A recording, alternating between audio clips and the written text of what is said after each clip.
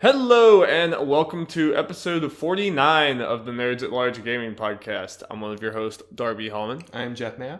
Jeff, almost to 50. Almost 50. It's crazy. What are we doing for 50? I don't know. Probably nothing. Probably seeing that it's next week and my life is just a swirling mess of schoolwork and anxiety. Yeah. Probably nothing. Yeah, nothing special. If you come up with anything, let me know. I'll try. Because just all of Jeff games the entire time. It's just endless stream. Screw the news. And they just get worse and worse as it goes, as you were just making them on the fly, and just by the end of it, we just don't even know what we're doing.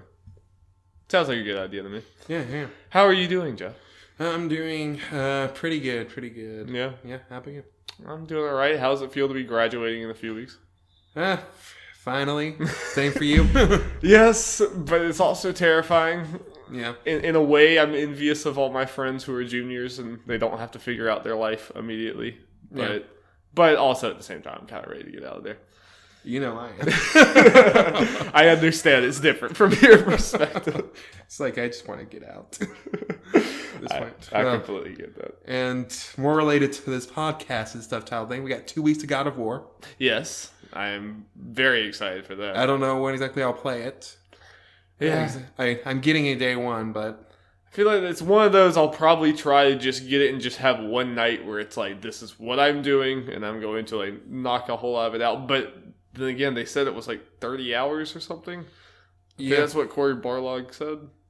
Yeah, it's I think the main range is 25, 35 hours to beat the game, and then there's all the extra stuff you could probably do. Yeah, so chances are it'll more accurately probably take me 2 months to beat it, to find time to beat it. Well, luckily, unless I'm forgetting something, there's not really any games you want, and they're coming. I don't think so. To really Octopath. That Is that you're June or July? July. So. Okay. That's probably good, actually. Yeah. Yeah. I'm actually, this is pretty free right now until, Octopath Traveler, and then September everything just goes to hell. We'll talk about it. Well, Jeff, have you played any games this past week? I played a few games. Sometimes sitting around playing my Switch. I've, played more Mario. I'm at 830 moons. You're close. Very close. I'm close. I'm getting to the dark side of the moon. Have you done any? Have you tried it all, or are you just getting there? I just kind of got there. Okay. And just looked around for a few seconds. That's when I stopped. I decided I'm going to play some Xenoblade. Haven't done that in a while. So I played a good bit of that. I'm in the middle of chapter 8 out of 10. So I'm getting closer. You can do it. I'm going to do it. And right now I'm just doing a bunch of side quests so I can get more blades. Right. Some of them involve side quests. Is there a lot of grinding in that game? Where is it? Not really. I mean, you can do that stuff, but I haven't really needed to do it. I've generally just gone through the story and whatever side quest piqued my interest or something, I did that.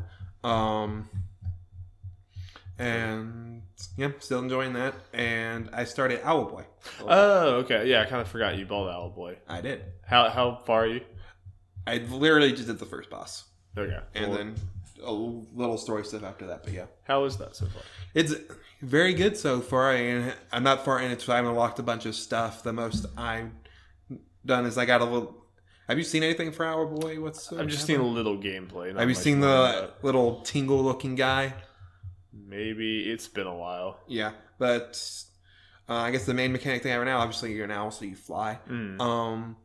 You pick this guy up and carry him around, and you can... Oh, yes, I have seen it. Yeah, you use him to shoot things and all that kind of stuff go around. Right. Figure out how to do that, and you do puzzles based on dropping him off at places and using your abilities. And it's he does the shooting, not you just carry him. Do you control you control him? It's like a little twin stick type thing when you're holding him. That's cool. And the story so far is pretty interesting. You feel bad for... I'm forgetting his name, the little owl boy.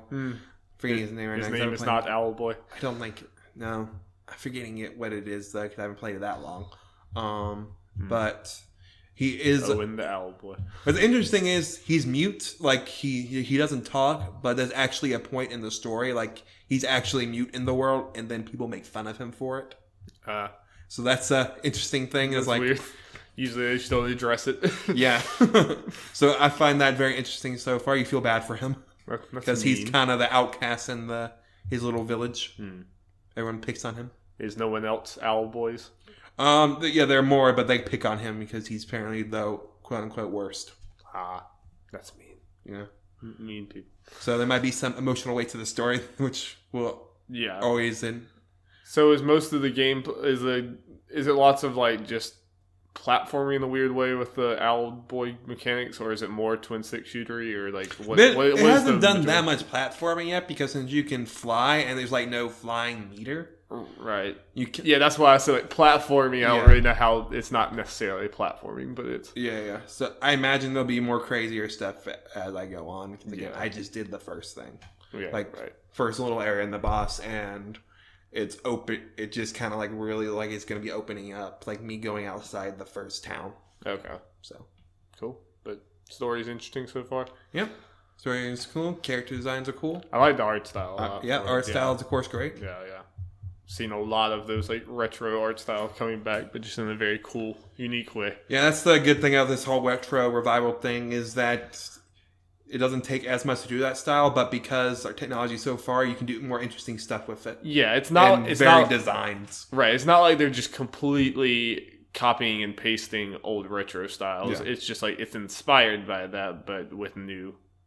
They can make new mechanics. New mechanics like with Celeste and everything, and just very interesting art styles with it.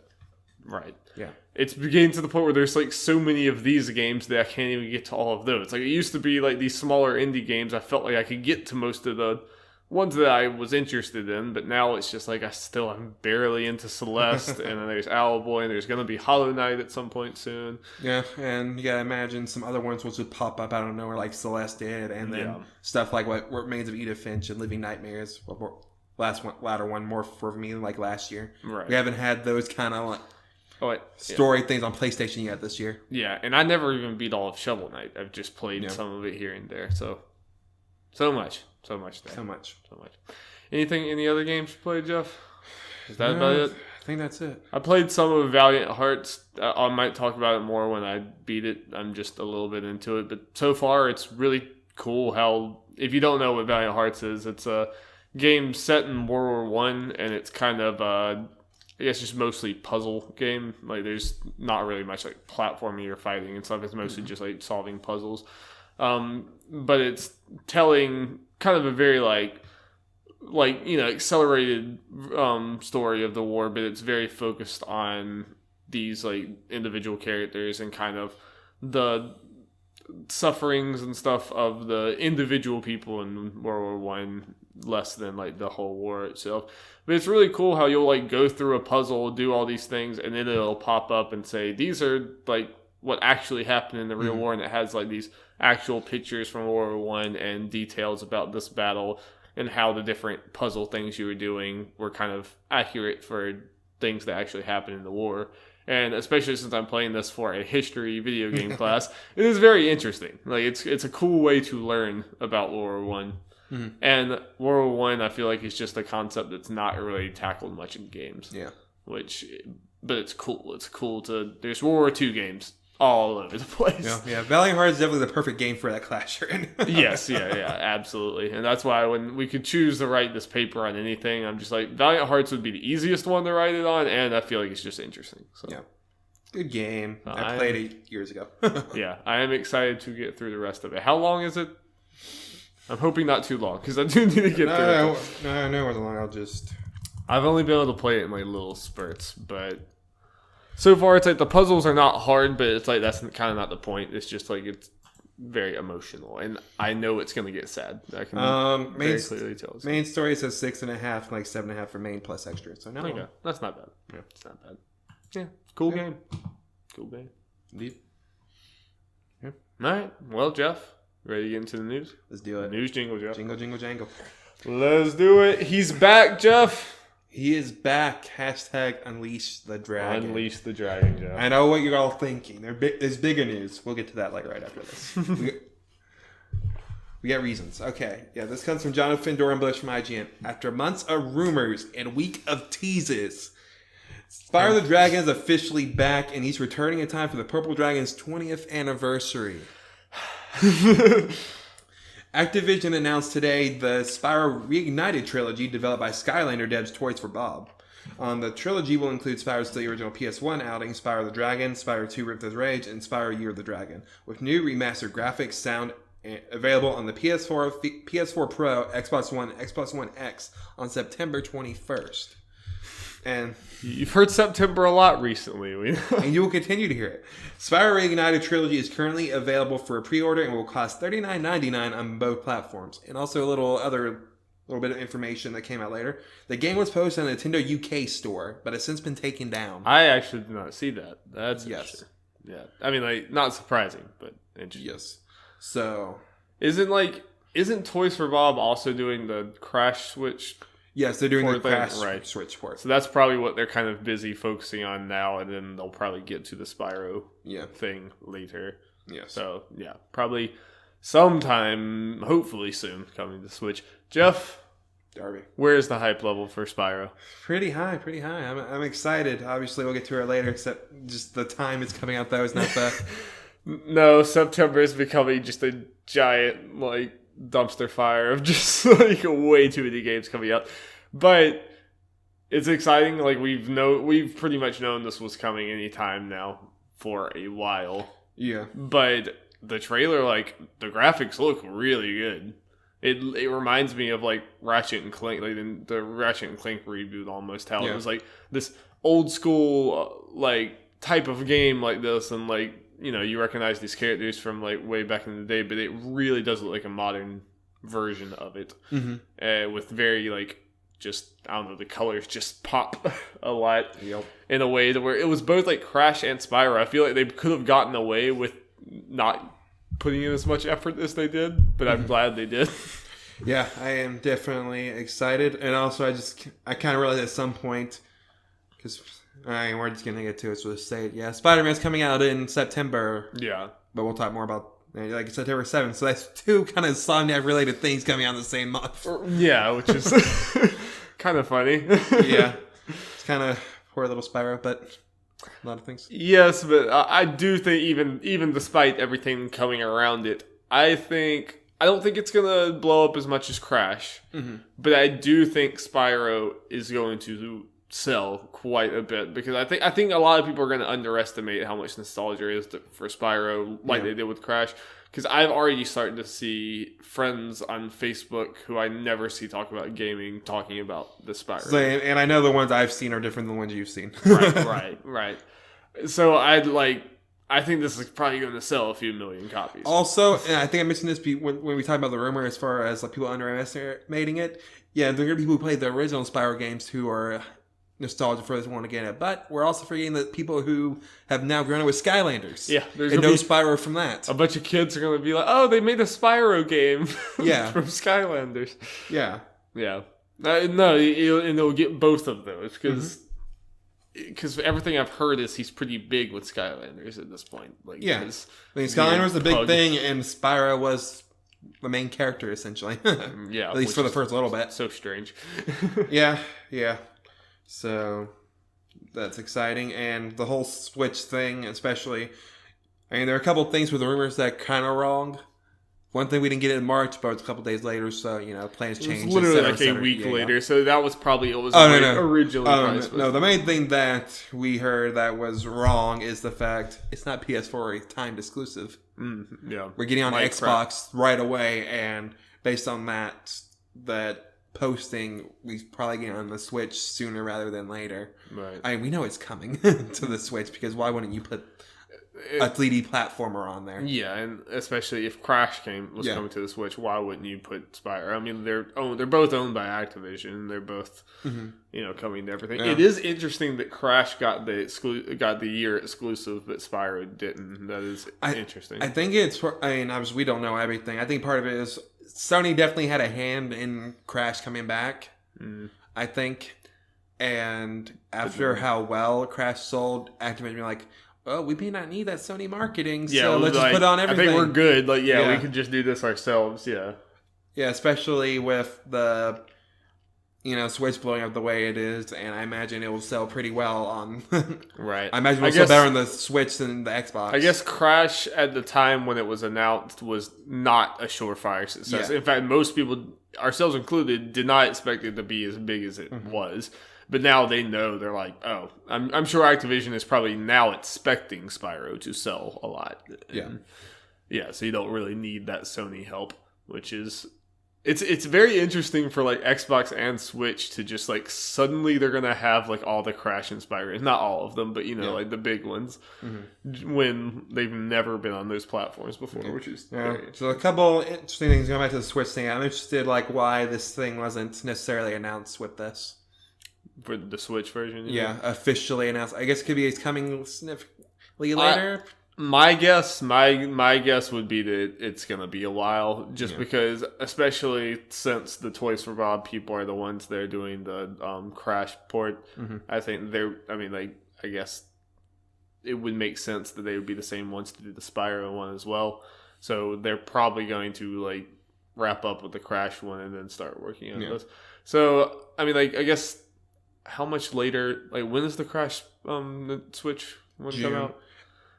That's significant. That's a good bit. Like I can see no. Think with that, what the Crash thing is, it's like exactly a year later. It's coming out on the Xbox the same day. That's because of the exclusivity. It's not because June. Did it come out in June? Yeah. Oh, okay. Yeah, okay. It's coming out exactly a year later. So we don't know how long it initially takes from the port it. We just know. Okay, it's a year later, so that's why it's going on other consoles now. Yeah. It's going to Xbox the same I guess maybe they want to wait to talk about the Switch until they have a date, or someone paid for them not to. I don't know. There's a number now, of rumor people are not really a rumor, speculation is people are like, well, maybe Nintendo's like, let's just say this for our Direct. Yeah. Announce it on there, but it's like, why? Yeah. What's the point in that? If it is coming to the Switch, they need to announce that before the game comes out. Oh, yeah. Because if it is coming out that day. Or at least it would be in Nintendo's best interest, because Nintendo would want people to wait for the Switch version. I can understand, like, it may come later because it's different, all that stuff, and they might be like, we want a firm date before we announce it. Yeah. Which, if they announce, hey, it's also coming to Switch, but it's coming later, people may not be happy. Yeah. But also, one more thing of interest, I can't remember their name, I'm sorry, but obviously, since Toys for Bob is making this one, it's not the same team that made the Crash Insane Trilogy, like it was Vicarious Visions. Yeah, so they're obviously doing something else, you would assume. I think a new Crash game. I'm thinking Crash Team Racing, dang it. Or Crash Team, one of those two. I think it's either an all-new Crash game or Crash Team Racing. I feel like from a business perspective, the Crash Team Racing is just easy money. Yeah, I agree. And a new Crash game is not a slam dunk like Crash Team Racing is. But if Vicarious Visions wanted to do a new Crash game, I think they've earned the chance to where I think Activision would be go for it. So I could see it going either way with that. Yeah. Okay, I need to go get water because allergies are killing me and my throat is dying. But you move on to the next. Okay, so as we mentioned before, Spider-Man has been. The release date has been announced in Game Informer. It's the cover story for Game Informer. So they released a whole bunch of information. Normally we don't talk about that stuff as much, but because we kind of knew so little about this game, and we're so excited for it. I just want to talk about Spider-Man, man. Just talk about Spider-Man. Come on. So we're going to go through a lot of at least what I consider important information, kind of talk about that. See how we feel about it. Yeah. Okay, so as mentioned earlier, Spider-Man is releasing for PS4 only on September 7th. Insomniac's made that clear on Twitter from what I've seen. People asking when it's coming to Xbox. Insomniac's like, never. That's funny. I imagine they just get that question too much. They're like, which is going to be clear. Yeah. So all this information, I got a bunch of bullet points I'm just going to read down. We can talk about as we read it. And this is all from Game Informer, but I got the information specifically from like secondhand stuff from like John from Dorber from IGN, Words in the Water from Resetera, and Nibble on Twitter. Nibble, I don't know how. I don't know. Nibellion on Twitter. Right. So credit where credit's due. Okay, first thing. So I'm meant to be 30 frames per second on both base and pro. Why are some people upset? But whatever. Yeah. As long as it stays 30, I'm okay. The world is several times larger than Sunset Overdrive. Yeah, it's always kind of a weird thing when people say like it's so much bigger than the other map or whatever. Like you never really know what that means until you actually get in the games, and see what the world's actually like. That being said, I feel like this game is going to live and die off of that open world and how much it feels like Spider-Man's New York like that. Yeah, I take this as the good things because I think the Sunset Overdrive world is, the size is great and everything and fits for that. But with how fast, from what we've seen, you go from point to point in Spider-Man traversal, it needs to be... You want it to be big. Yeah. Because mobility is the name of the game with Spider-Man. Yeah. That's what's on everyone's mind. That's what everyone's picking apart. Yeah. So I think it's pretty important for there to be a big world for you to swing across. Yeah. There are going to be dozens of alternate costumes or Spidey suits, and some have special abilities. Like the punk one, apparently you can summon a guitar or something. That's awesome. Yeah. So much of silly stuff like that, and I imagine there are going to be a bunch of... We've only seen a few. I imagine that we have to callbacks to like previous, Spidey suits. Yeah. From the cartoons and comics. And Some of the costumes, I kind of like. I was worried just from the other trailers. I feel like I didn't see enough of the lighthearted Spider-Man and the like insomniac humor that they're like put into Ratchet and Clank, especially, and in Sunset Overdrive. Like the entire game is almost satire. Like I hope, and I'm starting to see. Like I hope that Insomniac is kind of just going full into the wacky Peter Parker. At least those sides of it, or the very sarcastic. I think they need version. to. Yeah. Okay, Yuri Lowenthal is playing Peter / Spider-Man. I kind of known this for a while just because I recognize his voice automatically. Who is he again? He played a lot of things, but the thing I know him best for is he plays Sasuke in Naruto. Okay. And he's played a bunch of video game roles. He played one of the main characters or one of the main voices in Sunset Overdrive. So that's probably partly why he got picked for this, since he knows Insomniac at this point. And honestly, if you probably pay attention to his voice, you probably recognize him for something. He's been in a lot. I'm trying to look. And yeah, I'm just gonna go through this. Peter Parker, you obviously play just regular Peter segment compared to the quiet segments of the Uncharted series where you just kind of talk to people or whatever. Yes. Yeah. Which I think that's kind of cool. Yeah. I mean, like, you definitely get a lot of the Uncharted cinematic style, like, in the trailers that you've seen. I think that's cool. Mary Jane is playable and will surprise a lot of people. What that means, who knows? But she'll be playable, and yeah.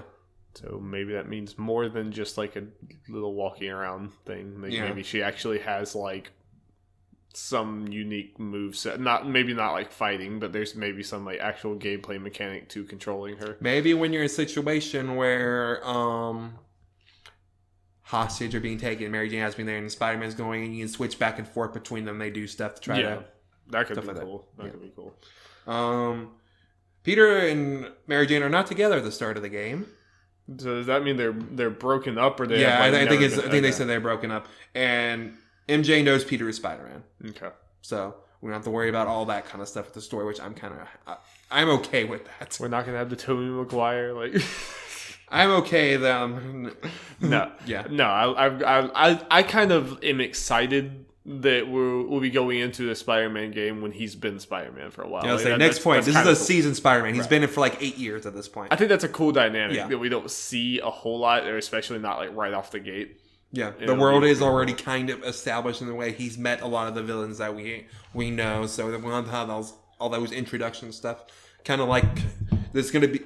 Let's just get ahead and get this out of the way. Spider-Man's going to be paid to the Arkham series compared to the Arkham series a lot. It's going to, yeah. So I think it's good. They're going that way. It's like in the Arkham series, Batman was established. All his villains they knew each other and everything. Yeah. So you can get all that stuff out of the way. Everyone knows this stuff at this point. So let's just get into it. I think just narrative in general, a lot of times it's a lot more interesting to kind of learn the world as you go more than seeing it from the beginning. It's so much more fun to just kind of be dropped in there, and you just Yeah. You have to figure out what's going on. We all know the general premise of Spider-Man at this point. So yeah, just drop into us and tell us show us slowly what's different about this Spider-Man. Yeah. Yeah. Like Homecoming too. Didn't have to go through Uncle Ben or anything. Well, I was saying, speaking of Homecoming, this game is taking the Homecoming route to the Uncle Ben's death. So it's already happened, obviously, because he's been Spider-Man for 8 years. So yeah, obviously, but that's just good to hear. So, we don't have, with Batman and his parents, we don't need to see that every single time. Nope. We only have so much time in this game. Don't need to retread that again. Yeah, and looks like we're going to more gameplay stuff. Combat is fast and fluid with a variety of ways to fight. By a variety of ways is obviously you knock people down, you do a bunch of web stuff, and there are a bunch of gadgets you can do. Right. You can collect parts, I think, and level up your gadgets and all that. Yeah, as I've said several times, like when we've talked about Spider-Man, I feel like the combat is still the biggest thing that I'm worried about just for my personal taste, just because I don't like the Arkham combat, really. I just don't like how heavy and cinematic-ish it is. I just don't feel like I have enough control over it. It just feels like I'm, locking onto a person and then locking onto the next person. And then, I just don't really like that style. Mm-hmm. So I'm hoping that will be the one thing that would make me not like this game. Mm-hmm. So I'll have to wait and see. The city is densely packed with people and life, and you can interact with citizens in ways such as taking selfies with them, high-fiving them, and finger guns. So, obviously, we're all going to do that time. We just walk around the city giving high fives. We walk down the street. Absolutely. Absolutely. And finger guns, Jeff. Yeah, never forget the finger guns. Only to the ladies. Yes, of course. Yes, of course. He's not MJ. You don't know Peter Parker. You're right. You don't know this Peter Parker. You're right. I'm sorry for assuming. Yeah. Yeah. But I will give finger guns to any dogs walking by, too. Just be like, hey, dog. How you doing? Yeah. No, you give a high five to the dog. Oh, okay. Yeah. Or take a selfie with the dog. Of course. Yes. All the above. And the game features the Avengers Building, Wakandan Embassy, and Sanctum Sanctorum. So do you think that, because I didn't get to, I read some of it, but I didn't read like the full Game Informer thing. Do you think these are just like cool nods, or do you think we're actually building some other Avengers thing in this universe? They did say, unfortunately, so yeah, I guess as far as me thinking, I think there could potentially be some cameos. They could be potentially building to a larger like Marvel game world, potentially. Yeah. But not necessarily like the Marvel Cinematic Universe, but I don't know. Do you think this is just a way they're building like the Insomniac universe, or do you expect them to build things that are like other games are going to be set in here with different heroes that you're playing as and stuff? I'm not sure. I guess it all depends. Like if we find out the Avengers game from Square Enix is connected, because if that's not connected, then it's just not happening. All we've talked about like what it's going to be. I still don't think that's the way we're going, but there's still a possibility for that. This could be fun nods, and it could be like, because why the hell not? Maybe have Iron Man show up for a mission or like a side mission. Yeah, I'm guessing they haven't said anything in any of the trailers. They haven't like referenced the Avengers being a thing. No, have they? Okay. Obviously. At least with this is cool. Okay, the Spider-Man isn't alone in this world. All these people are... The Avengers obviously exist. Black Panther's a thing. Doctor Strange is a thing. Mm-hmm. So those people are in there, so they can do stuff with that if they want to. It's set up in the world. It's not going to be a weird thing of... They're not even mentioned, and then suddenly they're there if they decide to do it. Right. So at least they have that they could potentially do. I have a feeling... Even if this is just fun nods, cool. Yeah. I have a feeling in this first game, it'll probably just be nods. They might, like, reference Tony Stark Industries, or, like, reference a few things here or there. But I feel like they'll probably keep it mostly Spider-Man. I could potentially see, like, the next Insomniac Spider-Man game delving more into it. But now, I wouldn't be against the main thing with the Avengers. The most they do is you have a giant fight and you get bussed into the Avengers building and you see a bunch of Avengers stuff in the background. They're all just like sitting at a table and like, oh hey. I didn't say the Avengers stuff. Peter's like, can you help me? It's like, nah, we're good. This is in our game. Yeah. Wait, Insomniac is known for I know. They're known for the fourth wall breaks. That would be great. He was like, wait, what? And then he gets knocked down. So this is a cool thing. And yeah, not confirmed if the characters connected to these places will appear in the game. Right. And there's a fast travel system, and it's by using the subway. I think that's really funny. I think it is, like, you'll see screens of him just... He's like sitting in the subway in his like full Spider-Man costume. Yeah. Now, a funny thing when I was seeing people comment from this that are from New York, are like, "That's so unrealistic, man. That's gonna take me out of the game. The subways aren't fast." There's nothing fast about that travel. Just swing over there, man. You'll get there in double the time. I like when these fast travel stuff. There's at least some context behind it.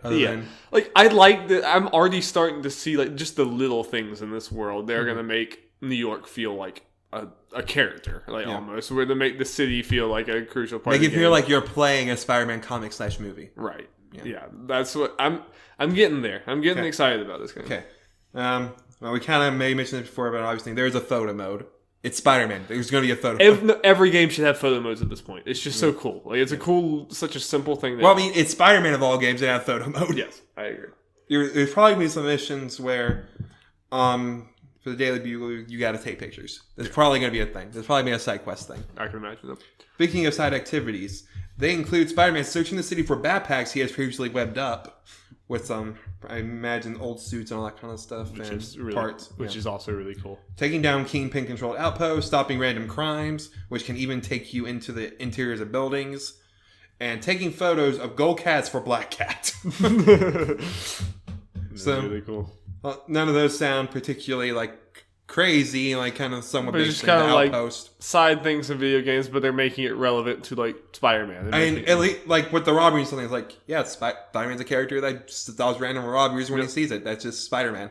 and that's even the old like PS2 games, just like swinging around and then suddenly someone's getting robbed down there and you go do something. I mean, that's what I want this game to have, like a world that aside from the like I want to be able to like I played the game for 2 hours and I didn't even do a main quest because I was just swinging around finding random stuff. Also, just kind of mentioning Kingpin and everything, I'm very interested to see. There's some like I saw them talking about like in the beginning of the game in his room. There's like some newspaper clippings of random villains Spider-Man talking to him. Yeah, like, I haven't seen too many villains, and that kind of gets me excited. So what I wanted to talk about that too.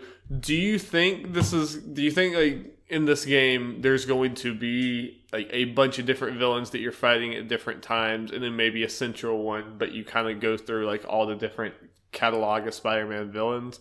Or do you think that those are mostly just Easter eggs and we're only going to be focusing on like a few? I imagine us at least go through a few villains. Yeah, I can see that. I imagine it's taking the Arkham approach to that. I do hope I hope that it's not. I hope it's not just like the first part of the game you're against Mr. Negative, then the second part of the game you're against this, and then the third part. I hope it's more like they're working with each other and they come in at different times and they're like there's more. Or even I think this may mention they were like with the side tabby stuff, like maybe some side missions, like bigger story kind of side missions, or are you facing against other villains? Just have them in the side things. Just like there's a side quest that is this villain storyline. Yeah. Like you have the Rhino storyline or whatever. You have that. Yeah, that could be cool. Yeah.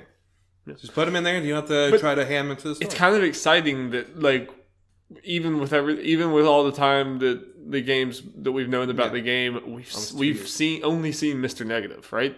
He's the only one we've actually seen. Have we seen Kingpin? Yes. Okay. Like, he talked to him, like, in that thing at E3. Okay, I'd have to look at it again. I kind of forgot. But, I mean, that's exciting, though. That there's probably a lot more we have not seen. We haven't seen Green Goblin or Dr. That's kind of why we're going all in on these facts, because we haven't gotten much. Right, exactly. It's a very exciting game.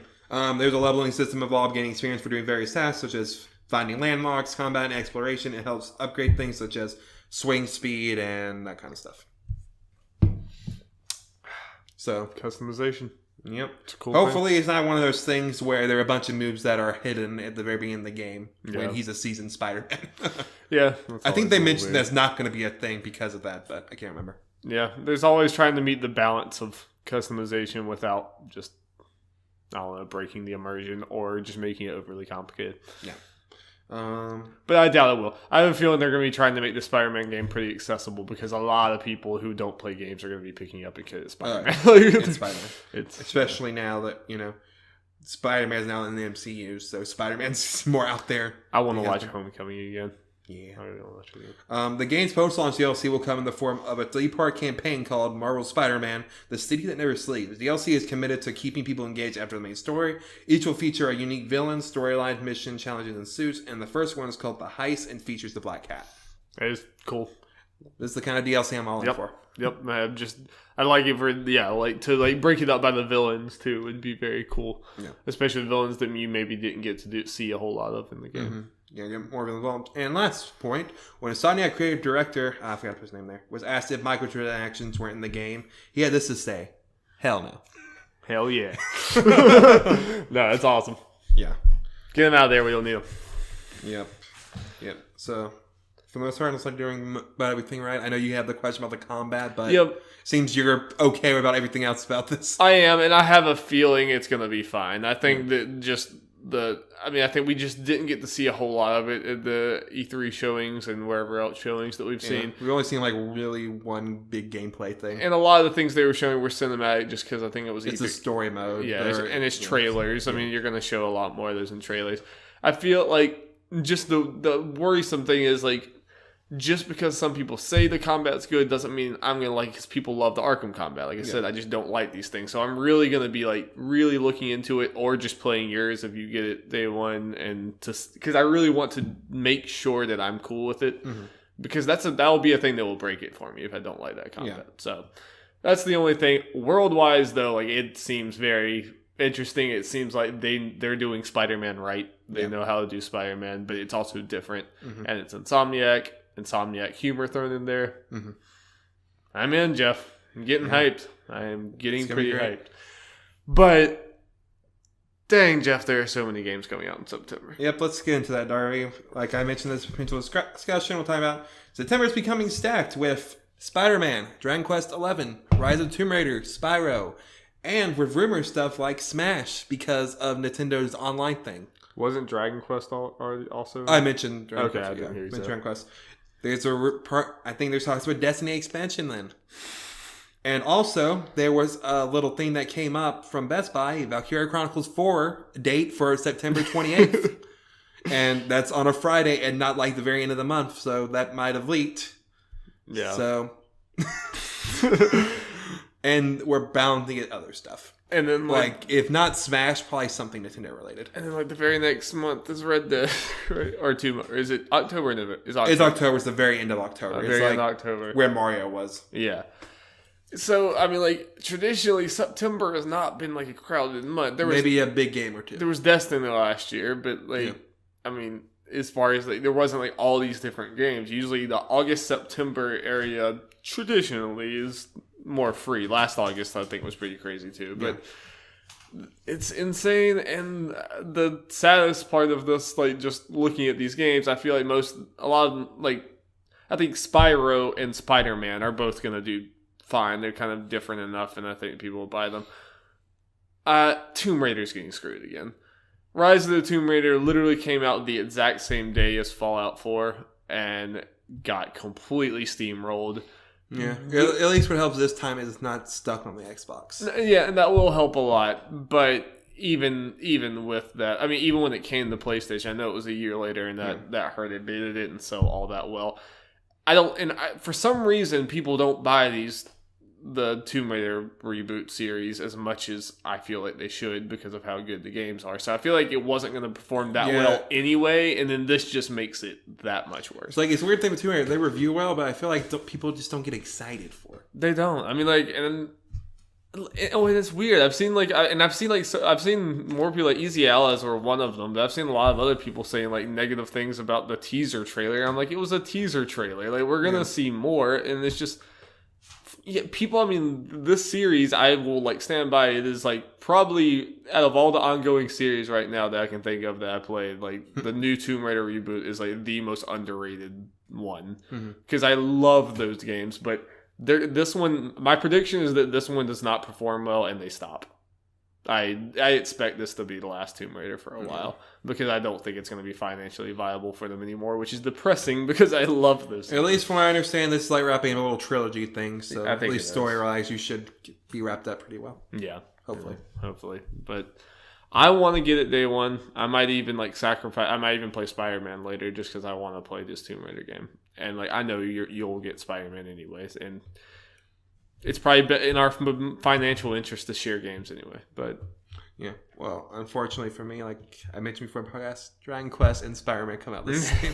And they were my 2 and 3 when we did our top 5 most look forward to. And of course, they're the same week. And it's also Prague Power Week. It's like, I think about it more. I mean, obviously, we got months away with Seymour, things could change, blah, blah, blah. But the way I'm looking at it right now, I'm probably just going to head and get both. Just get that out of the way. I don't want to get... No, I'm going to get them both, so I just have them or whatever. It's not like either of them will be going down in price anytime soon afterwards. Yeah, and at least with Dragon Quest, I want to support Dragon Quest. I want more of those games in the West. I want to do my part for that. Obviously, I want the game. But I'm thinking I might play Spider-Man first, despite me looking forward to Dragon Quest maybe more. Yeah. Partly because Octopath Traveler is coming out in June or July, so I'll be playing that too, and that'd be two like turn-paced JRPGs back to back. Yeah. And with Spider-Man, it's gonna be a big zeitgeist. Everyone's gonna be talking about it at the time. And yeah. And I don't want to have to be avoiding stuff. And like it would also be good for our podcast, obviously, to talk about Spider-Man. And like even though it's new to us, like I mean, Dragon Quest has been out for a year, and I'm sure people will be getting to it for a while. Spider-Man will probably be one of those things people are going to be talking about it so much online and everything.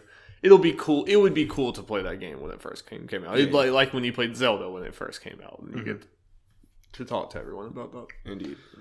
So that's my plans of right now. Yeah, I'm probably going to get both, and I want Spyro, but I'm not getting that right away, especially with this whole Switch thing. I'm just going to, the Switch coming later, especially since we know it's not going to be a year because of the Xbox version. I'll just wait for the Switch port. For Spyro? Yeah. Okay. Especially if I'm getting Spider-Man and Dragon Quest. There's no reason for me I guess if it was a more of a dry spell, it might make sense to just go ahead. But at that point, with the whole Dragon Quest and Spider-Man, and the fact that I know the Switch version is coming a year later, might as well wait to see how the Switch version pans out. Yeah, that makes sense to me. Yeah.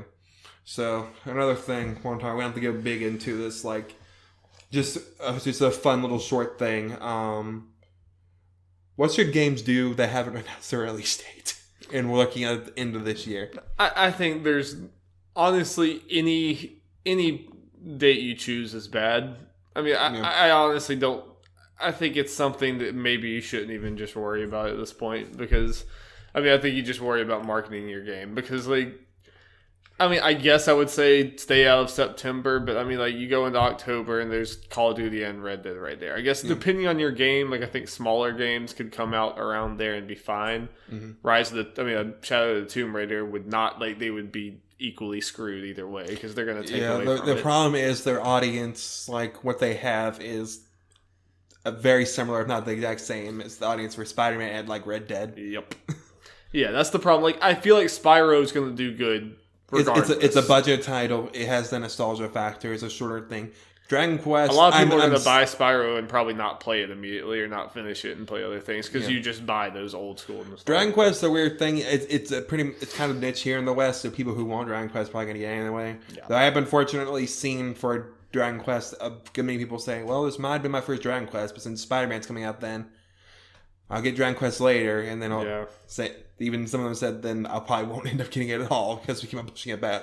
I would say for the most part, the Dragon Quest, the people that were going to buy Dragon Quest are going to still buy it. I would say for the most part, it's the fans you that want it, and they might be losing out on some new people. But I don't think this Dragon Quest was going to blow up or anything here. Yeah, I think some people were overestimating what this can potentially do for it. If it did blow up, great. Yes. Tomb Raider is really the one that I think if you took out all those games, it would do so much better. But with them there, it's screwed. I don't know. Like at E3, like there's probably still games that are going to be coming out around this time. Like we've said a bunch of times, like Doom 2 is probably going to be coming out sometime in the October to November to September to November area. That's what I would predict at least. I mean, can Doom 2 compete? With these games? It's the thing is like if you were planning this to release the game like in this year but haven't announced the date yet, especially like it's like Doom 2 case haven't just announced it at all yet. Yeah, you potentially push it back to the beginning of the year. It might not be the worst idea, but I mean I know the beginning of the year has been getting we're getting bigger titles now then, but at least the way it's looking right now, what titles are going to be bigger than we'll have, be bigger than Spider-Man and Red Dead and all the other normal stuff that comes out. I mean, for the September thing, I didn't mention, I think this is right. I think people thought FIFA usually comes out then. Yeah. I mean, kind of different audiences and stuff, but that's still a big game. I mean, there's probably going to be things announced at E3 that are coming out. No, yeah. I'm saying that really no time is safe anymore in the video game landscape. June and July. Everything's just too crowded. Right now. But no, they didn't. That was you're we right. We might get one random big game in those months, but normally it's like JRPG titles. But then there's like E3. There's like no time. And then a random Nintendo title probably. Yeah, I don't know. It's crazy, and I feel like this is gonna. It's one of those things that we always say. It's a good problem to have like from a consumer perspective. It's like great. There's just so many good games. But I feel like it's going to get too much to a certain point where it doesn't even become viable to make certain games because it's like, how are we going to compete? How are we going to get a big enough audience when there's so much else?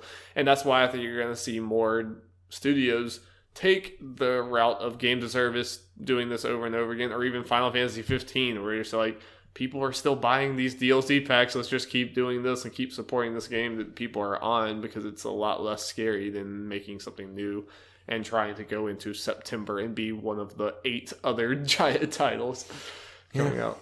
Yeah. Yeah. My poor wallet that week with Prague Power, Dragon Quest, and Spider-Man. 2018. Games are too good. There's too...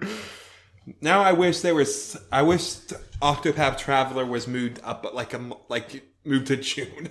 Yeah, because right now it's pretty free for me. If it came out sometime in the next few months, it would be. I'm trying to think if there's any I mean, obviously God of War the end of this month, but May, June is kind of empty. Like, honestly, the game I'm probably looking at the most is Mario Tennis. Yeah, which is that May?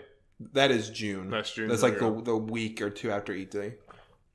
So, yeah. I think Runner 3 is coming out in May. I might get that, but that's a smaller detail. Either way, I'm excited for these games. Yep. Ready to get me into some Spider-Mans. I'm surprised. Yeah, so have you listened to the most recent Easy Allies podcast? I just started it. Okay. So I'm only... I won't spoil the bets, but let me put it this way. I did hear the first bet. Or you told me at the end. Sorry. Yeah. Sorry. Someone nailed it, and someone thought it was coming out in June. Yeah. Wait, what game? Or you're not? Spider-Man. Oh, okay. I'm not telling you who okay. did it, but if you think about it, it might be obvious. All right. Yeah, it's like he's like, yeah, okay, I was going to tell you, Kyle said June, then someone said pretty much the same week, like September 4th. Oh, wow. And he was like, you're crazy. It's too late. And it's much later than then someone else is like, man, I thought I was pretty optimistic. Middle of August. Kyle's like, and he was so well, I guess confirmed Sean Layden did lie to us. He did say that all the games that were shown at E3 that said 2018 were first half of 2018. September is not first half. I'm okay with that just because it's like, it's fine. I mean, yeah, partly from the whole thing, give Sonic all the time they need. Yep. And also that would have been like, I think Sony's been pretty good. It was good. gonna bump up against Detroit. And I mean, that we God of War, Detroit, and Spider-Man 3 months in a row. It's like, you only have so many first-party titles. Give them room to at least brief them. Mm-hmm. And if Spider-Man was coming out in between, like in June, Detroit would be in the middle of God of War and Spider-Man, and it would just get slaughtered. Yep.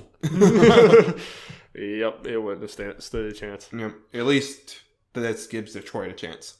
All right, Jeff, ready to move on? Yep. Okay. You said this was going to be a shorter podcast. I don't know if you're right. Yeah, I can't. We're 50 minutes in. Dear Lord. Okay, so since we did mention it, that was our main topic, and we planned that. Yes, we did. But to break it up, we didn't completely lose track of time. That was at least partially planned. Yeah, okay, so we're going to do the game now. Yes. And then we'll get to the rest of the news, which is not as big as Spider-Man. No. Okay. So, Darby, we got news this week of, the Spyro remake/remaster thing. We did. So, it had inspiration. I hope it's not all Spyro based because I did not play those games completely. I played a little bit of some of them. Okay. No. It's about remaster remakes. So this is the way it's going to work.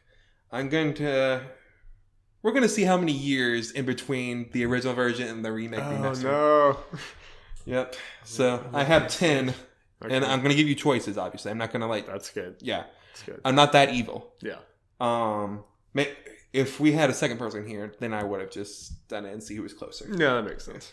But okay, so I have 10, and then the remake, remaster, or whatever. And for collections, like for example, first one's gonna be Spyro or whatever. I'm just gonna say that.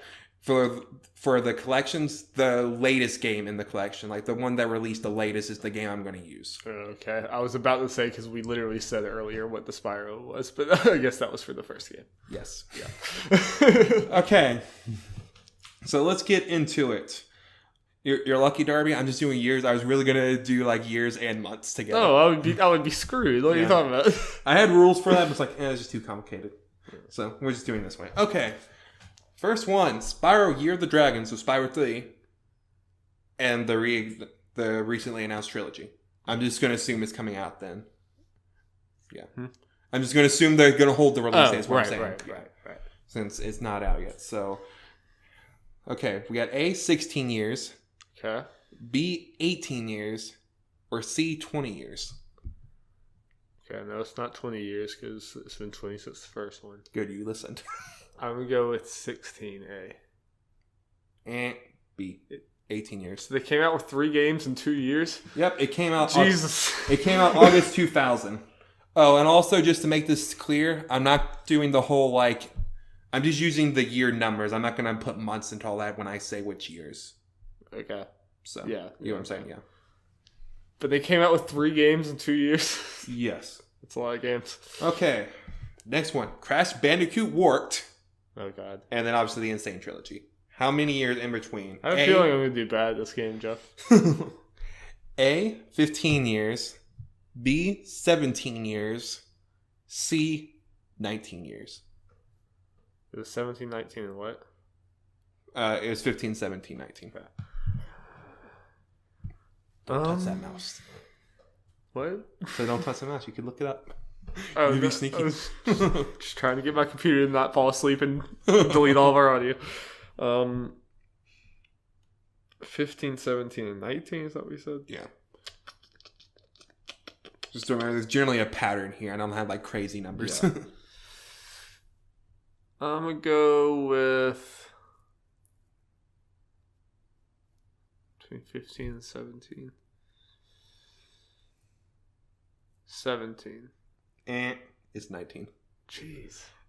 Warp came out. These games are old. Yeah, it came out October 98, and Insane Trilogy came out June 2017. Wow. Those games are very old. I'm going to lose this game, Jeff. I'm just letting you know right now. You might do better in some of these other ones. Some of them have more. You might have a little more reference for. I'm pretty god awful when it I comes tried to pick time periods. And I tried to pick games and the remaster remakes that are at least you would know / you have played. Yes, I'm just bad about knowing what years were what. Okay, so we have Resident Evil to Resident Evil Remake. We have A, 5 years. So is this the original Resident Evil? Original Resident Evil to the GameCube remake. Okay. Yeah. B, 6 years. C, 7 years. So 5, 6, 7.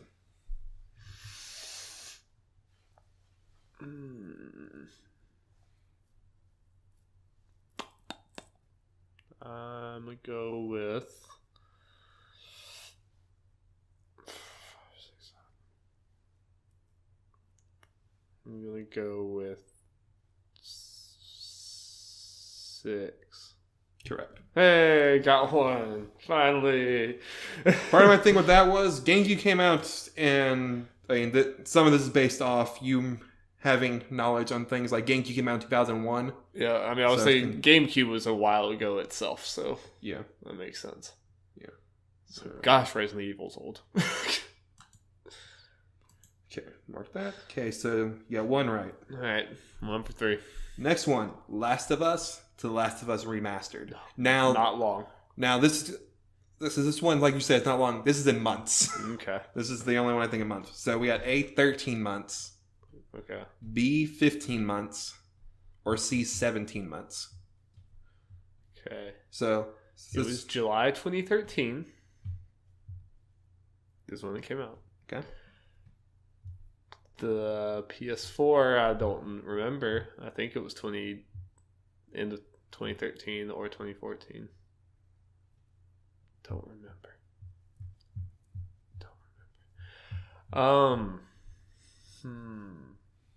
What were they again? 13, 15, 17. I'm gonna go with 17. And 13. It was only a little over a year. Yes, I was surprised about that too. So yeah. So did the PlayStation come out at the end of 2013? Yeah, that was the interesting thing. Last of Us came out the same year as the PS4. Okay. Yeah, Last of Us came out in June 2013. I knew it was June or July. Yeah, it came out the same week as E3. Right. And Last of Us came out July 2014. Oh my gosh. I forgot it was that close. I knew it wasn't long. But... Okay, next one. Uncharted 3 Drake's Deception to Uncharted the Nathan Drake Collection. A, 4 years. B, 5 years. C, 6 years. Okay. This one you at least have some... Yeah, I was trying to see if I could rack my brain to figure out when, like, what actual year 3 came out, but I'm really not sure. These are always, like, it's probably further away than I thought, or it's closer. I don't know. Well, give me the numbers again. I'm so sorry. 4, 5, and 6.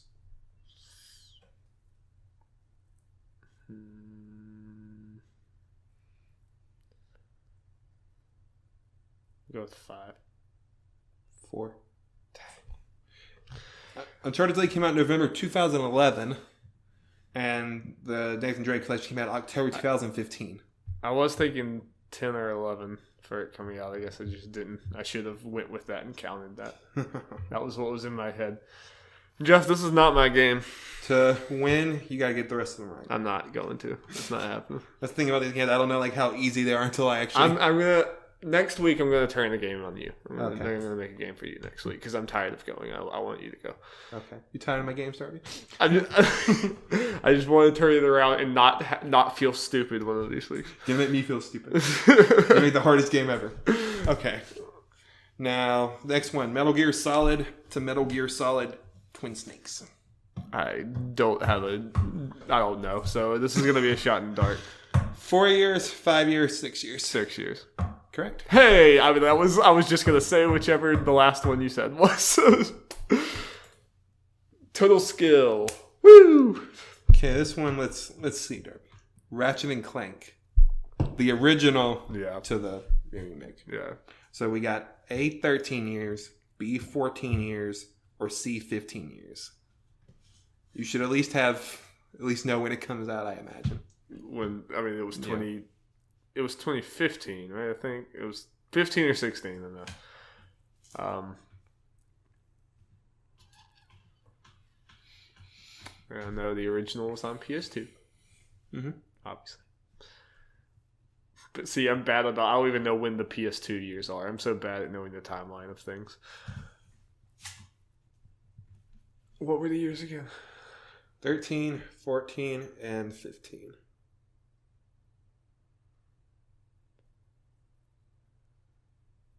I'm thinking 13 or 14.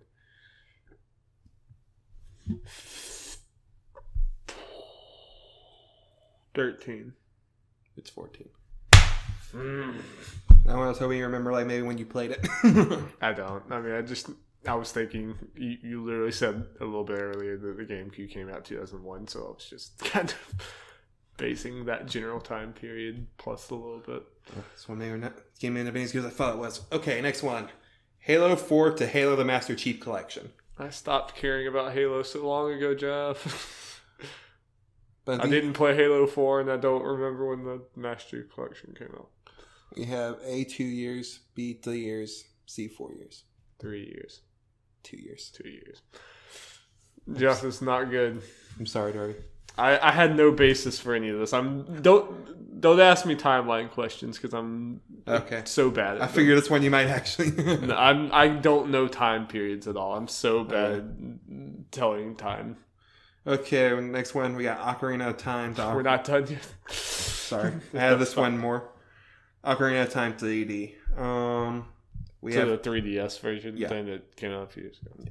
We have A, 9 years, B, 11 years, C, 13 years. 9 and 11 seemed too short to me, but sure, I'll go with 13. Correct. That's why I was hoping 9 and 11 both sound... 13 sounds like too... not long enough either. Yeah, Ocarina of Time came out November 98, and the 3DS version came out June 2011. Oh, wow. I thought that came out later.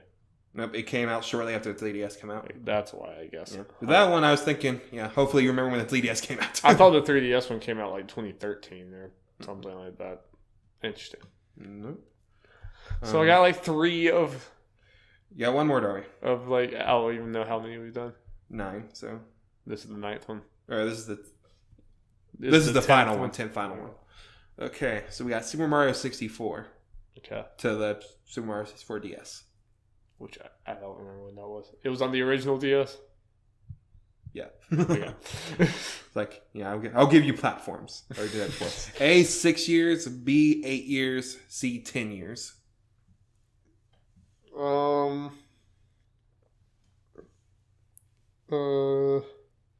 was 6 years, 8 years, and 10 years.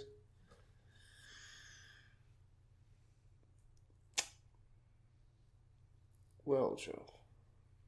No. They were going for that decade, 10 years. 8 years. Yeah, like shortly after the DS came out. Sorry, Darby, this one might have been better. It's fine. I'm just bad. It's just one of my biggest weak points this time. All right, Jeff. Now that we've made me look like a fool, let's get into, you can make me look like a fool next week, Darby. Let's get into You're going to make the hardest questions ever. It's all good.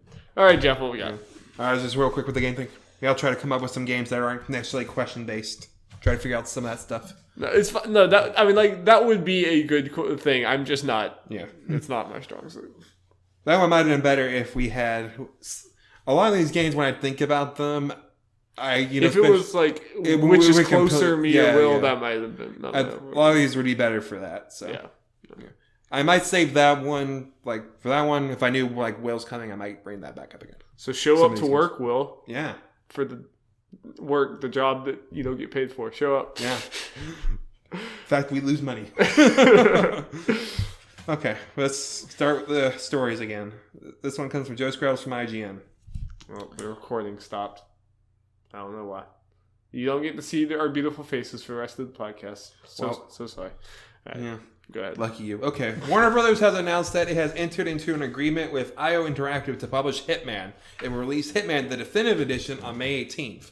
Last year, Square Enix withdrew its ownership of IO, but the Danish developer retained the Hitman license. Warner Brothers' announcement currently only concerns the existing first season of the latest Hitman game, but with the announcement of a new Hitman game on the horizon, this could indicate a future relationship too. IOCO Hakan Abrak, hope I pronounced that right, said, working with a partner like Warner Brothers means that the team at IO can stay focused on what we're good at, making games, end quote. And this is Hitman the Definitive Edition will be released for PS4 and Xbox One with Pro and X enhanced versions and will include the entirety of Season 1, the Game of the Year Edition content, Summer Bonus Episode, Blood Money, Requiem Pack, and an IO 20th Anniversary Outfit Bundle. So yeah, cool. Right, sorry. Yeah, so they found a publisher. Yeah, what I was confused about this when I said that, a bunch of people were confused when it said Definitive Edition, wait, wasn't that already out? I was thinking the Game of the Year Edition. Okay, yeah. This Definitive Edition with everything. Yeah, I'm okay with this, partly because kind of like the CEO said that they could focus on making the game, and since Warner Bros. Is publishing it, IO can do whatever they want. Did they ever do any Kickstarter things? I know that we talked about how we were wondering if they would. No, yeah. I think that's something we just talked about if they were going to do a season 2, just in case, and be like, that would probably be very successful. Yeah. At least I hope they're not I guess for future games, I hope they're not tied down to Warner Brothers. I hope that they can just kind of shop around to whoever wants to take their projects, I mean, we don't know that their contract or whatever. It could be they just do the Definitive Edition and if things go well, so Warner Brothers, you want to just do this again? Game, yeah. And they just publish it again. But Warner Brothers' standpoint is well, we don't have to make the game, we're just publishing it. Yeah, just making money off it. Game sequel to a game. I just hope it's a game by game thing, not they're tied down. Because I just like the idea of IO being able to do what they want with Hitman. Oh yeah. I agree. And luckily, it's just IO. It's still owns the game. Though Warner's working on the game, so they still get to do whatever they want. Which is the important thing. Still have that Hitman name, which is If it was Warner Brothers buying IO and Hitman, I'd be like, then what's the point of any of this? But with this, I'm fine. Yeah. They get a big marketing push from Warner Brothers now. Okay, so they go. So. It's still so interesting that Square Enix let Hitman go. It's still such a crazy thing. We need to do a Let's Play of it. It'd be fun. It would be fun. It would all fall apart very quickly, and it would probably be pretty funny. Exactly. Especially if we did it early, we didn't know what we were doing. Okay, ready to move on, Darby? Yes, I am. Okay, so at PAX East, this past week, or still going on, I don't know, whatever. Point is, Final Fantasy 15 had a lot to announce because when they're going to stop announcing things, Darby, I don't know. Never. Years after Final Fantasy 7 Remake comes out. So in 2030. It's not coming out. Yeah. Darby, we're lucky that, at least as far as I know, this doesn't have to get done first before that starts really getting worked on. Thank God. Yeah. Okay, so all this information comes from Andrew Goforth from IGN. Here's some bullet points from all the stuff they announced.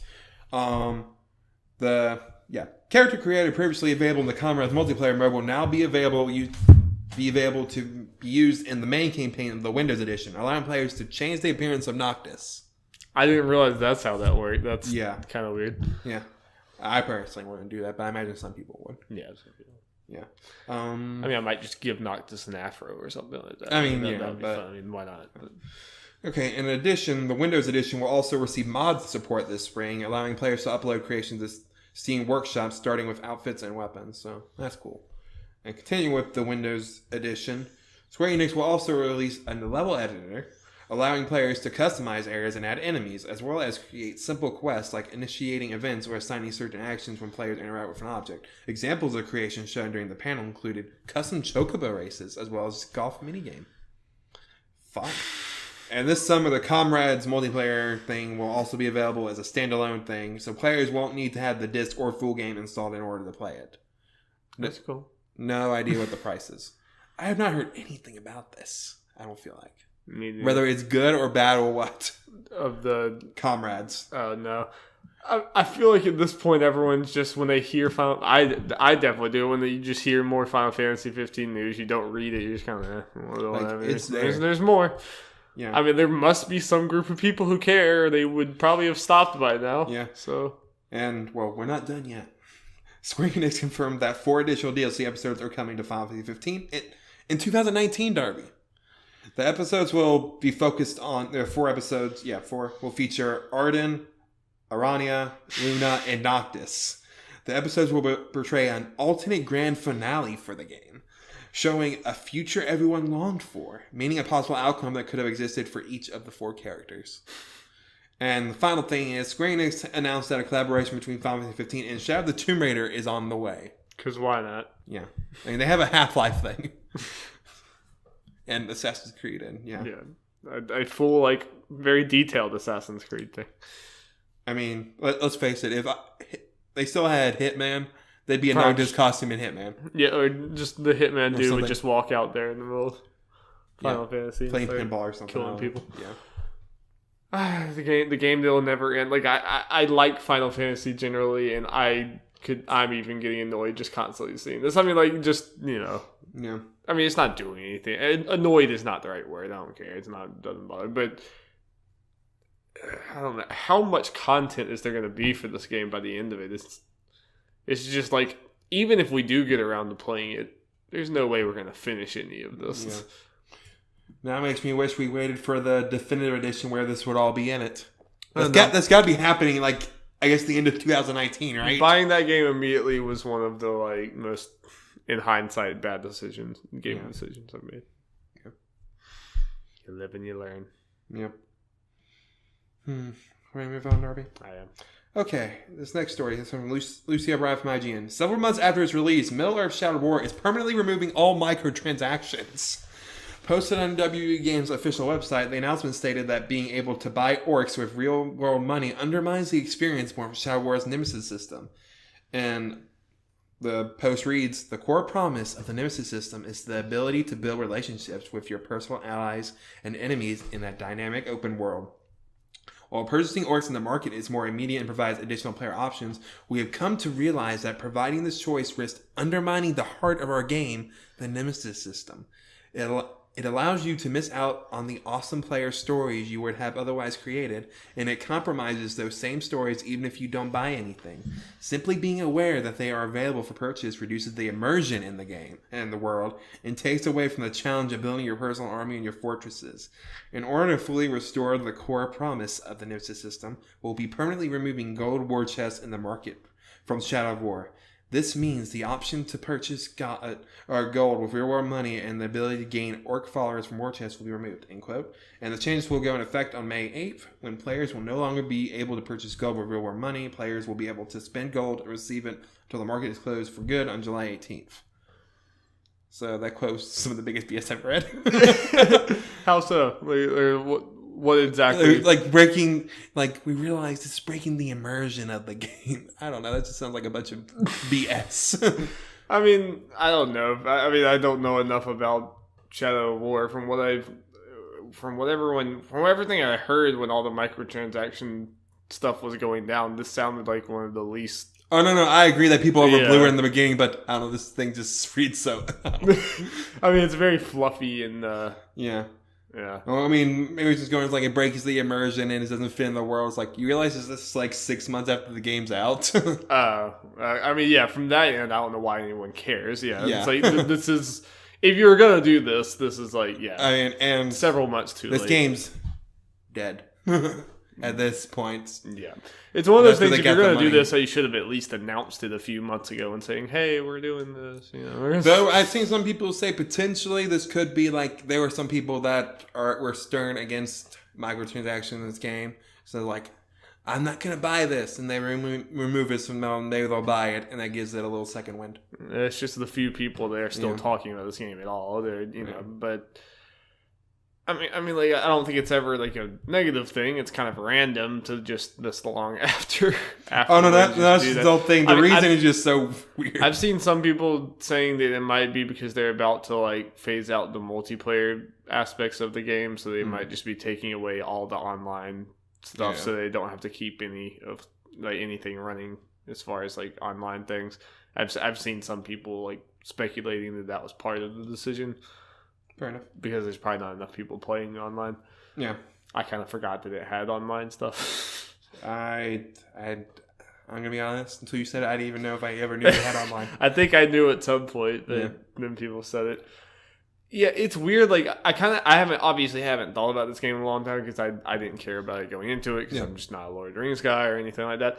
But I didn't like really realize until I was listening to, I think it was kind of funny the other day when they were talking about how this game was like a big failure, and then I immediately was thinking like, no, it wasn't. But then I thought about it more. I'm like, I mean, like, I don't think you would call it a failure, but compared to probably what it could have done after the last Shadow of Mordor, I definitely like people stopped talking about it fast. At least I want to look back and look at the actual sales numbers of it because I think it sold more than people think. I think it was pretty big for that month. But I mean, because my knee jerk reaction was to be like, what are you talking about?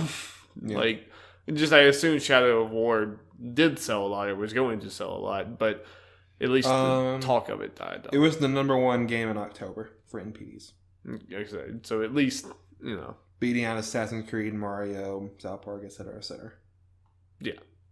So, granted, all those games came out late October, but anyway, either way, let's move on to some good news. Let's do it. This comes from Jordan Allman from IGN. Divinity Original Sin 2 is coming to PS4 and Xbox One in August 2018. So more games for around that time, Darby. Oh crap! I didn't even see that. I've actually been thinking about. I've been thinking about how I want to play Divinity at some point. So here you go. I still might want to play it on my laptop, though. Because games like this do not transfer to consoles well, usually. Maybe I'll wait and see how it does. You'll be busy too, then you can wait to see how it plays. Yeah, I mean, and by me wanting to play that, I meant like 3 years from now. I might play it, like probably no time soon. Because these games, like Divinity is hard as hell and you put like 100 hours into it. That's how these work. Well, now you have more options. Yes. Going on with reading it, developer Larian Studios has announced a partnership with Bandai Namco, which will handle publishing duties for the console release. The previously PC exclusive title will come to consoles with an updated user interface tailored for console play, retain all the game's multiplayer modes. Console players will be able to enjoy both local split screen and 4-player online co-op. Yeah, if this works well on console, I think this is a game that me, you, and Alex would enjoy. Like, have you looked into Divinity? A little bit. I just know, like, especially Easy Allies, like, a lot of this game. It looks like a lot of fun. Yeah. I think like the three of us would have a lot of fun like, going into it. And I would want to make sure it actually like the interface is okay because that's the interface is usually the problem. It probably would definitely not be right away because that'd be about when Alex is starting his final semester and all those other games Yeah, I'm just saying it'd be a later further down the line. line. Yeah. It'd probably be one of those things we pick up every few weeks when we have time and go through it. But we can definitely look into it. I think we would have a lot of fun with that. So. No, by all accounts, from what I've seen, this is an absolutely amazing game. Yes, it's just one of those things. It was PC only, so we didn't hear about it as much. Right, they just don't pay enough attention. But it's been on my radar basically since it came out. Like I remember like leading up to this game, every time I looked at it, I was like, it looks awesome. Yep. And again, even if it's not the best, you at least have more options to play it on now. Yes, which is great. Speaking of having more options to play things on. Yeah. This comes Joe Scraps from IGN. Acclaimed indie adventure Firewatch is coming to Nintendo Switch this spring with Switch-specific upgrades. Camto Santo writer-designer Jake Rodkin explains, in a quote, "We've been hard at work stripping much of Firewatch's tech down to the studs and rebuilding it to render the world more quickly, to stream and load faster, and to generally be more responsive." He adds that those optimizations should hopefully be rolled out to other versions of the game after the Switch release. And Rockin' adds, plus, we're hoping to throw in a couple surprises just for the Switch release.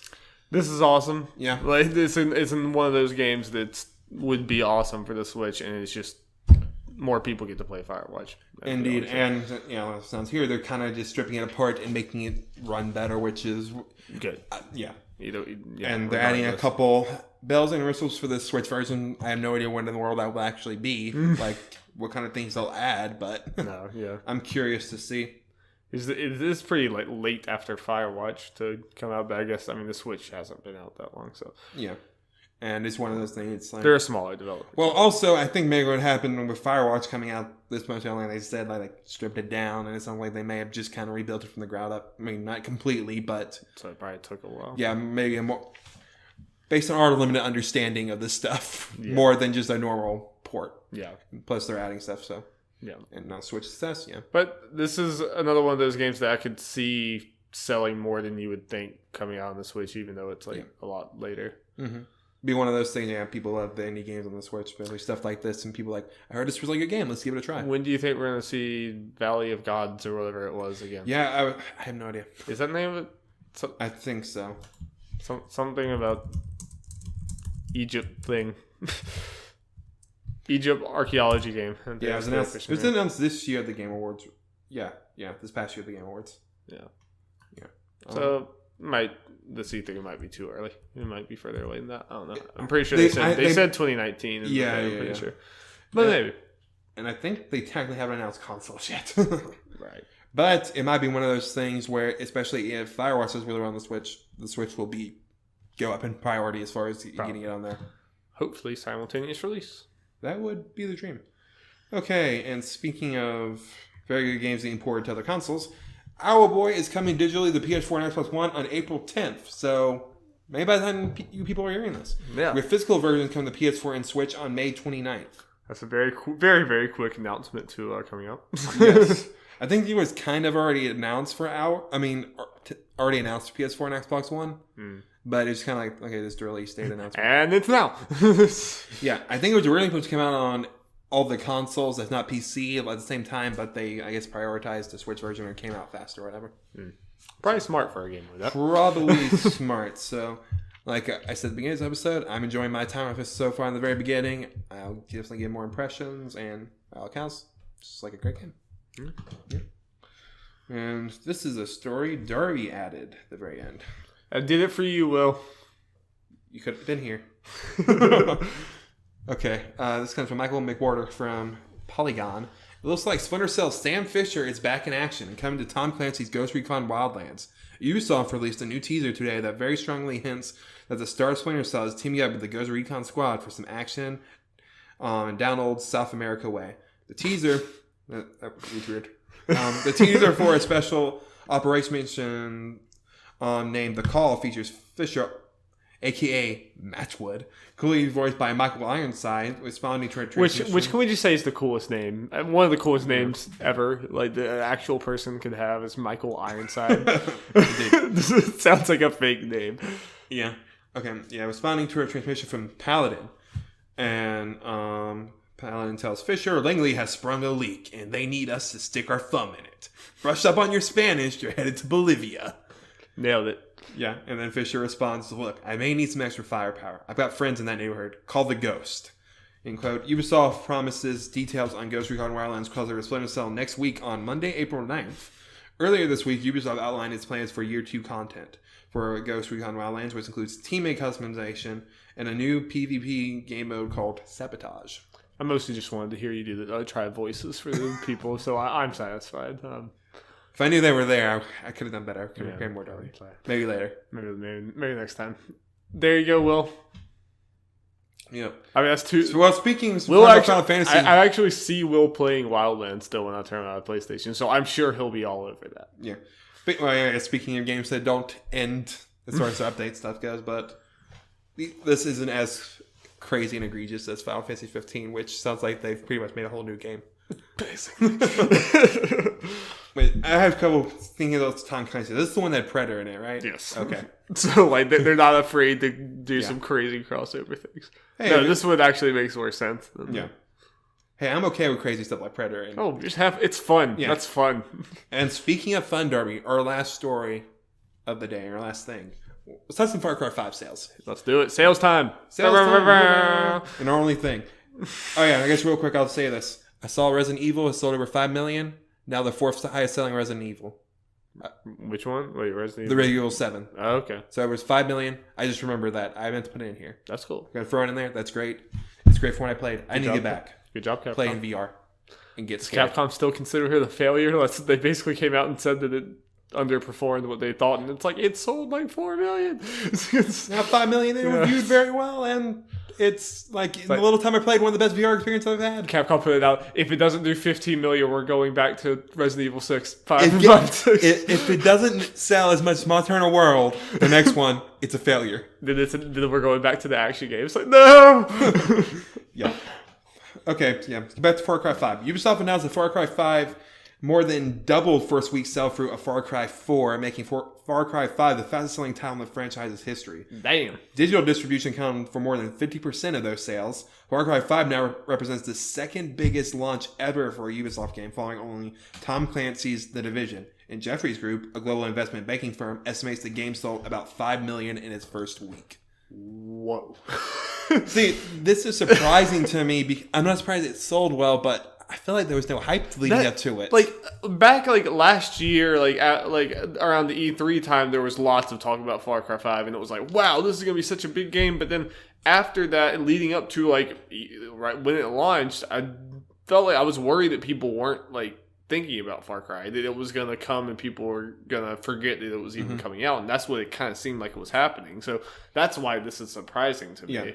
And for it to just be this much more, because I'm pretty sure Far Cry 4 sold decently well, but not like this, and definitely Primal didn't. This thing that's surprising to me, and I'm sure there's some reasons people who are more invested in Far Cry can tell me why this could be the case, but what's surprising about this is because I felt like it was definitely more hype for Far Cry 4, especially coming off Far Cry 3. And then, leading up to Far Cry 5, there's initial excitement, then kind of silence, and some disappointment about the story stuff, but yeah, Far Cry 4 kind of disappointed some people. Yeah. And then Primal was okay for what it sounds like. Primal was kind of like a DLC that turned into a full game. It was like so this weird. Yeah, but you would think that would mean Far Cry 4 would sell more because there's more hype going into it coming off of what people consider a better game. Right.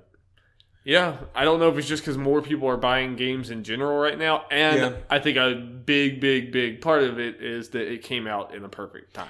And I think the announcement shortly before of the Far Cry Arcade definitely boosted it. But I mean, if you think about it, honestly, in March, what is it honestly, Monster Hunter is the last big thing I can think of. That was on that level. Yeah. That it was competing with, but it was 2.5 months away from it, or whatever it was. So obviously, no doubt, NPD #1 for March. Yeah, I wouldn't be surprised. It's probably going to be NPD #1 for a while, well, I guess Monster Hunter, it'll probably be around that level for a while. I would imagine. Yeah, it'll be like Ghost Recon and For Honor were up there. At the top it'll stick in the top 10. Especially since Nintendo took a couple of those spots, and they don't really have the games at that level this year, so that will help. Yes. Yeah. So this is, I don't know how much you've seen have Far Cry Arcade. I've seen Easy Allies make some levels and mess around with I haven't looked too much. It's Yeah, this looks fun. It sounded like a lot of fun. I need to look into it. Like, I don't know Resident Evil that well. I'm not sure how. There's a reason I'm mentioning Resident Evil again. I didn't know if you did that on accident. No. I know how well into it, but for Huber from Easy Allies, giant Resident Evil fan. Brandon on Far Cry 5 recreate I think Resident Evil 2's opening level with the engine. Obviously it wasn't perfect, but as close as you can get, and it looked really cool, and apparently that's based on Huber action, it was actually pretty close. That's crazy. So people are doing crazy things with it. So that makes me want that game more. That's good. Any game that has like an actual like good like creation system, I'm always down. I'm wanting this game more. I can see it potentially. That's crazy to me that you like. I could see potentially if I get God of War done soon enough. In between the God of War Octopath Traveler time, especially the Octopath Traveler on Switch, maybe me doing that or doing stuff with the Battle. If you want to get it, I would like to get it and do some co-op. I think that would be fun for us. Also, something I just read, people said this is great with co-op and better than the other ones. I would be down if you want to. If we end up having more time, I should probably wait and see. Oh no! I'm definitely saying right after school when God of War and stuff. Yeah. But just maybe in the sounds good to me. Yeah, going into late May, June and stuff. If we don't. Yeah. Well, Jeff, we actually did pretty good. We're at hour 27 right now. So cool. We wrapped it in. I'm honestly surprised how long the Spider-Man talk went. I figure we might have. Yeah. There was a lot to talk about there. Oh yeah, a lot of stuff, and I'm pretty excited for it. There's so many games to be excited for, Jeff. Especially in September. What if they announce Smash for then? Well, I guess on that tangent. That is when does Smash come out in this giant list? Okay, the reason September is rumored because that's when the Switch Online thing comes out. But I've seen some people, I think it was Jared Petty, made a good point of they probably would not release it in September, saying get all the kinks worked out. I mean, it would probably be smart to not do it right there because of the online system probably gonna have problems. I don't know if business wise they're gonna do that because they're gonna want to have this is our online system, and why do you want it? Because Smash, but. Yeah, I definitely see that line of thing, but I also see I think it was Jared said release it a little later, all the kinks, and also so they have especially if this is a new game we're thinking have a longer hype cycle when announcing characters and stuff. That's why I almost hope that it's either later than September or they start releasing more stuff soon because I want that hype cycle. Yeah, and where Smash, I don't care when it's coming out, I'm getting it. I think Smash is one of those games that come out the same day as Red Dead and probably be fine. Probably. Because it's such a different thing. It's also it's on the Switch. And people are not going to not buy Smash. Yeah. Smash is just one of those things, again, because it's so different. It'd be safe around all that time. Yeah, it's not Smash come out anytime. It's not like story games competing against each other. It's different than that. Yeah. All right. I think we're done, Jeff. I think we're done. Well, thank you so much for listening. Check out all of our other stuff on the YouTubes. Yep. Haven't done too many things recently. I'm sorry, I've been too busy. Yeah, get on that Smash cast. I know. They're gonna announce a giant Smash trade for that coming to. Everything's gonna be null and void. I'm sorry, Jeff. It's okay. No, I understand. Might be, but just messing with you. But check out our Black Panthers podcast. I guess that's what I've been promoting every time after this. I don't know. Yeah, we don't know because it's getting so close, and we have only so many time because, we mentioned before, we're graduating is the end of the thing. We wanted to do an MCU review thing, pretty much going, or at least a ranking thing, ranking the MCU before. Yeah, but so I see some movies. Hope we get well here. We might still try that. Yeah, I mean it wouldn't be that hard if we just do it all on our own time and then just get in here and then just. Oh, no. That's what I was thinking we were going to do. But me and Jeff have two movies to watch. I have to watch Ant-Man and Ragnarok. He has to watch Doctor Strange and Ragnarok. Yeah, so I'm going to do that. And obviously, we hope to have Infinity War sort of other cast shortly. And Will has not seen Homecoming, which is so bizarre to me. Will. My number one. I'm sorry, spoilers, but Homecoming is amazing. It could be mine. I got to think about it. I guess I'll think about it more too, but at least right now, there's some good ones. All right. Thank you guys so much. Thank you. Check out next week for episode 50, the extravaganza. It'll probably be nothing special. You better have a good game, Darby. That's the one you're going to go in? No. I mean, have a game ready because I might fail. I might forget. Okay. All right. Bye, guys. Bye.